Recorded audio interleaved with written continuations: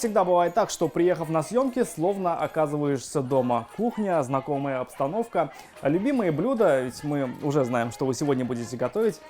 Мы в 2 часах езды от Казани, в Балтасинском районе, деревня Кара-Дуван. В гостях у Халиды Апа. Деревня, как можно понять, татарская, но многое с ней связано с историей всей страны.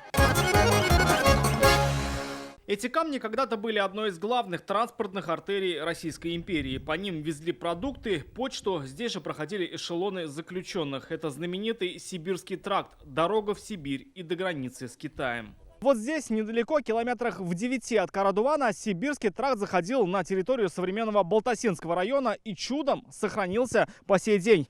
К примеру, вот эти камни здесь лежат уже около 300 лет. Вот до нас дошли, сохранили, а вот при нас что-то уже вот бесхозное. Вот жалко, обидно, вот сохранить бы. Беречь свою историю у селян в крови. Иначе как объяснить, что почти в первозданном виде здесь сохранился каменный мост, которому, по словам жителей, тоже лет 300. Но есть и вещи, которые по несколько тысяч лет. Например, в Цепьинском музее есть бивень мамонта и орудия древних людей.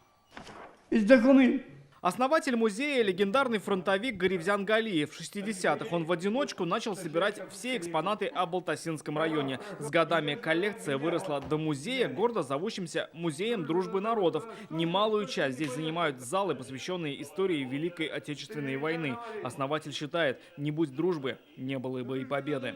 Без дружбы народов мы не победили бы. Сегодня готовим беляш, татарские блюда. Блюда, которые не нуждаются в представлении, в семье Халиды Нургалиевой готовят по поводу и без, когда приезжают дети или собираются гости. Все знают, татарского беляша хватит всем.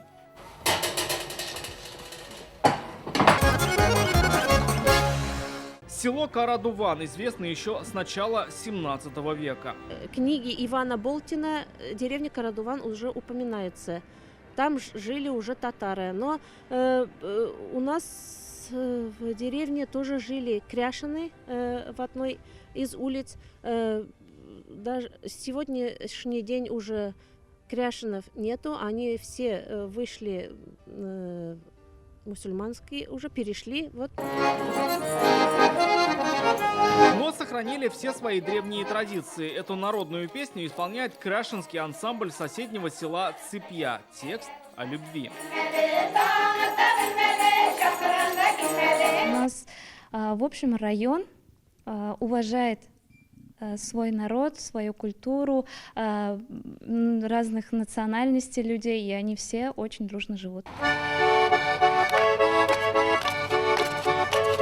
Тому пример и местный удмуртский детский ансамбль. Исполняют танец своих бабушек и прабабушек. В нем участвуют только девушки. В нашем Балтасинском районе проводится много конкурсов. Мы все там выступаем и занимаем призовые места. Их старшие коллеги – ансамбль «Сырьинские бабушки». Они поют на диалекте шошминских удмуртов. В этом селе удмурты владеют не только родным языком, но и хорошо говорят по-татарски. Безусловно, соседство с татарами, с марийцами не может не повлиять на культуру, так же, как я и думаю, и наша культура удмуртская каким-то образом влияет. Секрет дружбы для себя открыл и резчик Лев Терентьев. Больше 40 лет он делает ручные поделки, элементы декора, используя народные узоры. Еще красивее они стали, когда начал их комбинировать. Да, разные узоры, вязки, русские. Мы бережем нашу историю, и это дети тоже. Каждый бережет свою историю, язык и традиции, да так, что может и с соседями ими поделиться. Именно в этом, считают балтасинцы, и есть залог дружбы и взаимопонимания. Рамиль Шайдуллин, Даниил Филатов, ТНВ, Балтасинский район.